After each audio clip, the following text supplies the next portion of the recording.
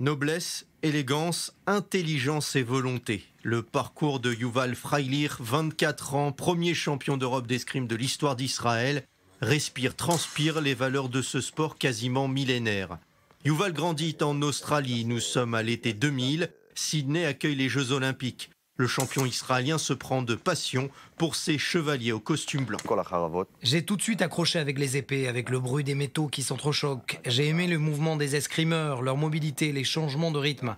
Tout était assez spécial pour moi. Le petit Yuval entame sa formation en Australie. Il s'entraîne seul avec un coach particulier, le premier tournant. Lorsque je m'entraînais en Australie, j'avais une coach qui s'appelait Noko Mekini, dont j'ai jamais retrouvé la trace, même sur Facebook, rien du tout. Elle était canadienne, immigrée en Australie, et elle m'a transmis l'amour de ce sport, sa façon de bouger, sa méthode d'enseignement. J'aimais tout chez elle. Mais Yuval doit quitter l'Australie, direction Israël et la localité de Neve Daniel, dans la région du Gush Etzion, près de Jérusalem. Un changement drastique de réalité. Une réalité où s'imbriquent ordre religieux et devoirs quotidiens. Pour mes parents, s'installer à Neve Daniel correspondait à leur vision du sionisme religieux, celle de travailler la terre d'Israël. Ils ont construit seuls leur maison, puisqu'ils habitaient dans les caravanes lorsqu'ils sont arrivés. Dès que nous nous sommes installés, mon père m'a trouvé un club d'escrime de Jérusalem. Yuval fait vite étalage de son talent sur les pistes d'escrime du pays. Il multiplie les compétitions et les victoires. À 15 ans, il se retrouve en demi-finale de la Coupe d'Israël junior à Ashkelon. Problème, le combat se déroule le jour du Shabbat, jour de repos spirituel et matériel pour lui. Pour moi, il était impossible de combattre le jour du Shabbat. Je viens d'une famille religieuse. J'ai toujours respecté le Shabbat. Aucune question ne se posait. Nous avions loué une chambre d'hôtel près du lieu du tournoi. Nous y sommes restés durant tout le Shabbat. J'ai raté mon match.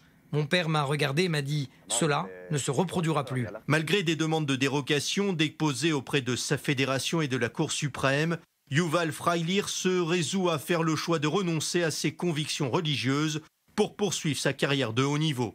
Il remporte 2 fois les championnats d'Europe junior en 2014 et 2015, des résultats brillants qu'il explique par sa force d'adaptation aux différentes situations de la vie. J'apprends beaucoup de mon sport pour l'adapter à ma vie de tous les jours. Il y a à la fois un lien entre la foi et l'escrime, mais j'essaye de faire le tri, de séparer aussi les choses. J'aime la variété et la dynamique de l'escrime. Une force interne qui lui permet ainsi à 24 ans de devenir le 18 juin dernier champion d'Europe d'escrime, le premier de l'histoire d'Israël. Un titre acquis en Allemagne à Düsseldorf, tout un symbole. C'est très émouvant d'entendre la Hatikva, d'entendre les paroles libres sur notre terre, en Allemagne, avec tout ce que cela représente pour nous, les Juifs.